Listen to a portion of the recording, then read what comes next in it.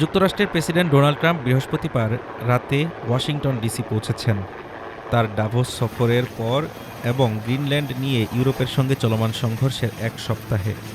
Trump ইউরোপীয় দেশগুলোর সঙ্গে আর্কটিক অঞ্চলের গ্রিনল্যান্ড নিয়ে বিতর্কে জড়িয়েছিলেন। তিনি নিরাপত্তাজনিত কারণে ওই এলাকায় প্রভাব রাখার প্রয়োজনীয়তা উল্লেখ করেছিলেন। এই অবস্থায় ৮টি ইউরোপীয় দেশে নতুন শুল্ক আরোপের ঘোষণা দেন, কারণ কিছু দেশ সেখানে সামরিক টহল পাঠিয়েছিল। যদিও মিডিয়ায় এই সামরিক মোতায়েন ব্যাপকভাবে কৌতুকের বিষয় হয়ে ওঠে। বুধবার ট্রাম্প শুল্ক প্রত্যাহার করেন। তিনি জানান, নেটোর প্রধান মার্ক রুটের সঙ্গে আলোচনার পর গ্রিনল্যান্ডের জন্য ভবিষ্যতের চুক্তির একটি কাঠামো তৈরি হয়েছে। বুধবার ট্রাম্প শুল্ক প্রত্যাহার করেন।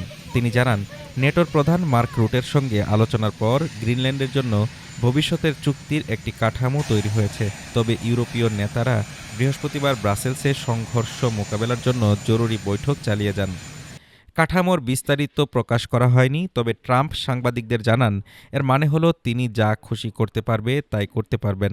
দাভোসে বক্তৃতার সময় ট্রাম্প বলেছিলেন, গ্রিনল্যান্ডকে বল প্রয়োগে নেওয়ার পরিকল্পনাই নেই। তবে ইউরোপকে সতর্ক করে তিনি বলেন, আপনি চাইলে হ্যাঁ বলতে পারেন, আমরা কৃতজ্ঞ থাকব, না বললেও আমরা মনে রাখব। এই সফর এবং ট্রাম্পের বক্তব্য ইউরোপে আলোচনার উত্তেজনা আরও বাড়িয়েছে, বিশেষ করে আর্কটিক অঞ্চলে নিরাপত্তা ও প্রভাব নিয়ে।